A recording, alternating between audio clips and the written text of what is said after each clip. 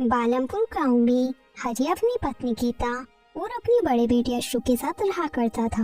हरिया अपनी जमीन पर खेती करके अपना घर खर्च चलाया करता था और अपने छोटे बेटे गोपाल को शहर में पढ़ा रहा था, क्योंकि गोपाल को पढ़ने में शुरू से ही बहुत रुचि थी और वही अशोक को शहर में रहना पसंद नहीं था। इसलिए वो कोई काम नहीं करता था, बस गाँव में अपने दोस्तों के साथ घूमा करता था। क्या हुआ जी, आज आप सेठ शंकरलाल के यहाँ अनाज बेचने के लिए गए थे? आप वापस ऐसे ही लौट आए, क्या हुआ? अनाज क्यों नहीं बेचा? गीता, मैं गया तो अनाज को बेचने ही था, लेकिन सेठ शंकरलाल का तुम्हें तो पता ही है, जब उसकी मर्जी होती है जब भी वो दुकान खोलता है। मेरे साथ गए बाकी किसान को भी अपना अनाज लेकर वापस जाना पड़ा। हाँ, उसके पास वैसे भी पैसों की कमी नहीं है, इसलिए वो अपनी मर्जी से ही दुकान खोलता है और आसपास में कोई और अनाज लेने वाला भी तो नहीं है, इसलिए वो घमंडी बन गया है। गीता, वो घमंडी नहीं है, वो गांव के चालाक मुखिया के साथ मिलकर गांव के भोले वाले लोगों को लूटने का काम करता है, इसीलिए उसे दुकान खोलने का समय नहीं मिलता। हाँ, ये तो अपनी ही किस्मत है कि अपन इस गाँव में रहते हैं और इस गाँव में उसके अलावा कोई और फसल लेने वाला भी तो नहीं है। क्या पता कभी दुकान खोलेगा या नहीं। अच्छा सुनिए, आप ये फसल बेचकर अपने लिए और अपने बच्चों के लिए नए कपड़े लेते आना, क्योंकि आज शाम को अपना छोटा बेटा गोपाल भी आ रहा है, इसलिए आप कल चले जाना उस सेठ के पास। नहीं, कल मैं नहीं जाऊंगा, क्या पता कल भी वो दुकान खोलेगा या नहीं। जब अपने आस पड़ोस के किसान अपनी फसल को बेच आएंगे तो मैं उनसे पता करके फिर मैं भी चला जाऊंगा। गोपाल काफी दिनों के बाद अपने गांव आकर बहुत खुश होता है।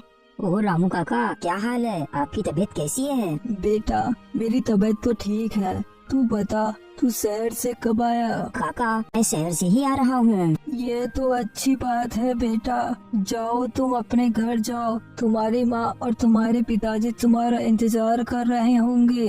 फिर गोपाल वहाँ से अपने घर चला जाता है।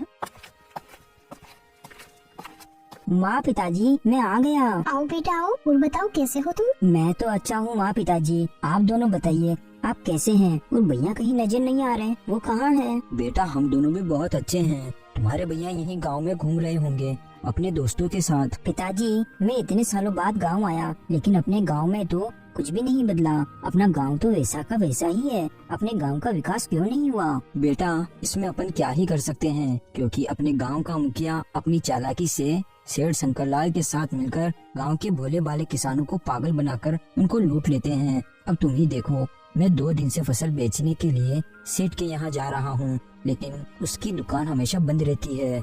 गांव में केवल एक वही है जो फसल लेता है। अब वो भी कल दुकान खोलेगा या नहीं, ये किसी को नहीं पता। ऐसे में तुम ही बताओ, अपने गांव का विकास कैसे होगा? अच्छा, तो ये बात है। ठीक है पिताजी, कोई बात नहीं, कल मैं फसल लेकर सेठ के पास बेचने के लिए चला जाऊंगा। फिर अगले दिन सुबह होने पर गोपाल अपनी फसल लेकर सेठ के यहाँ चला जाता है।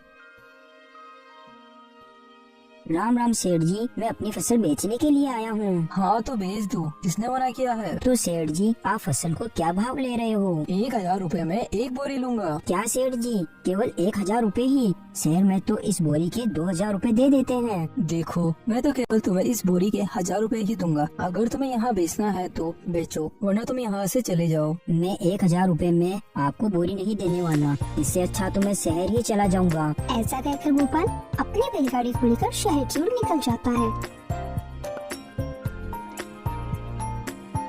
शहर पहुंचकर गोपाल अपनी फसल को बेच देता है। ये सेठ शंकरलाल तो बेचारे गांव वालों को कितना ठग रहा है। वो बेचारे गांव वालों से 1000 रुपए में बोरी लेता है और शहर में 2000 रुपए की बेच देता है। बेचारे किसान की तो मजदूरी भी नहीं निकल रही, लेकिन कोई बात नहीं, अब मैं गांव वालों के साथ ऐसा नहीं होने दूंगा। फिर गोपाल अपनी बैलगाड़ी को लेकर अपने घर चला जाता है। घर पहुंचकर गोपाल अपने पिता को सारी बात बता देता है। पिताजी, आज से मैं गांव वालों के साथ ऐसा नहीं होने दूंगा। अब से मैं रोज गांव के सभी लोगों की फसल ले जाकर शहर में बेच दूंगा। फिर अगले ही दिन से गोपाल गांव के सभी लोगों की फसल को शहर में ले जाकर बेचना शुरू कर देता है। धीरे धीरे सभी गांव वाले सेठ को फसल देना बंद कर देते हैं।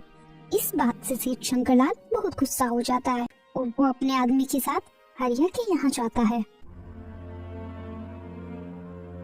देख हरिया, तेरा बेटा अभी अभी शहर से आया है, उसे समझा ले कि वो मेरे काम को चौपट ना करे, वरना उसके लिए और तेरे परिवार के लिए अच्छा नहीं होगा। ठीक है मालिक, जैसा आपका हो। मैं उसे आज ही समझा दूंगा। वो अभी नादान है, उसे अपने गांव के बारे में कुछ नहीं पता। आप चिंता मत कीजिए मालिक, मैं उसे समझा दूंगा। फिर शाम होने पर गोपाल अपने घर आता है। बेटा गोपाल, आज सेठ शंकरलाल यहाँ आया था और वो मुझे धमकी देकर गया है कि मैं तुम्हें समझा दूं। पिताजी आप मेरी चिंता मत कीजिए, वो मेरा कुछ नहीं कर सकता। तभी वहाँ रामू काका आ जाते हैं। गोपाल बेटा, मेरी मदद करो गोपाल बेटा। क्या हुआ काका, बताइए क्या बात है। बेटा, आज सुबह सेठ शंकरलाल अपने आदमियों के साथ आया था और वो कह रहा था कि उसने सरकार से मेरा घर खरीद लिया है, जबकि मुझे तो वो खुद सरकार ने दिया था। तो सरकार मुझे बिना बताए मेरा घर शंकरलाल को कैसे बेच सकती है? और वो कहकर गया है कि अगर मैंने इस घर को कल सुबह तक खाली नहीं किया तो वो मेरा सारा सामान घर से बाहर फेंक देगा।